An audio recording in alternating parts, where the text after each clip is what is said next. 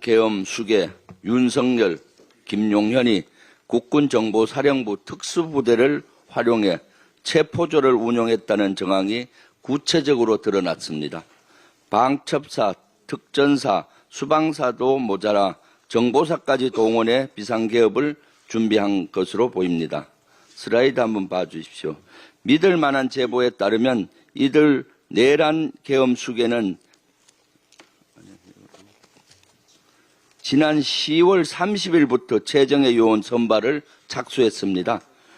이렇게 최종 선발된 체포조는 특공무술 등 10년 이상 고도로 훈련받은 최정예 요원, 이른바 HID 부대 요원입니다. 일명 북파공자원이라고도 불리기도 했습니다. 유사시 적진에 들어가 주요 임무를 체포, 암살하는 훈련을 전문적으로 받은 인원입니다. 생각만 해도 끔찍합니다. 정령 이런 인간병기까지 동원해 이재명 대표를 포함한 다수의 정치인과 반대 세력을 체포하려 했던 겁니까? 서울 동부구치소 측에 방을 비워두라고 긴급 지시한 이유가 바로 이겁니까? 체포 과정에서 저항하면은 암살이라도 감행하려 했던 겁니까? 민주주의의 근간을 뒤흔드는 역사의 후퇴입니다. 특히 도표에서 보듯이 이들 인간병기는 지난 11월 7일부터 14일까지 부대 대기 명령을 받았다고 합니다. 휴가 가지 말고 대기하고 있으라는 명령이었습니다. 심상치 않는 대목입니다. 당시 계엄 추진이 여의치 않자 체포조 작전을 보류한 건 아닌지 의심이 듭니다.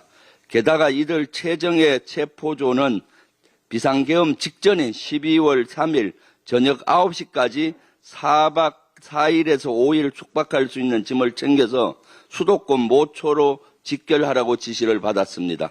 직결한 장소에는 약 20명으로 조직된 최정예 체포조가 있었다고 합니다. 그리고 잠시 후 밤 10시 25분 윤석열 씨는 비상계엄을 선포합니다. 다만 이들 체포조는 다음 날 12월 4일 새벽 5시까지 대기하다가 해산했다고 합니다. 6시간 만에 비상계엄이 실패로 돌아가며 체포조는 투입되지 않은 겁니다. 그러나 특전사의 국회 봉쇄작전이 성공했다면 정보사 최정예 체포조는 곧장 정치인 체포작전에 돌입했을 겁니다. 윤석열은 그동안 자신을 반대하는 이들을 반국가 세력으로 지목했습니다.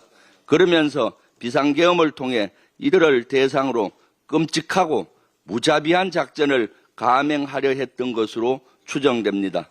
2024년 대한민국에서 상상도 못할 일이 벌어진 겁니다. 윤석열의 직무를 지금 당장 정지시켜야 합니다. 윤석열을 국군 통사 자격에서, 국군 통수권자 자격에서 당장 박탈해야 됩니다. 시간이 없습니다. 국민이 불안합니다. 국민이 위험합니다. 하루빨리 사퇴하십시오.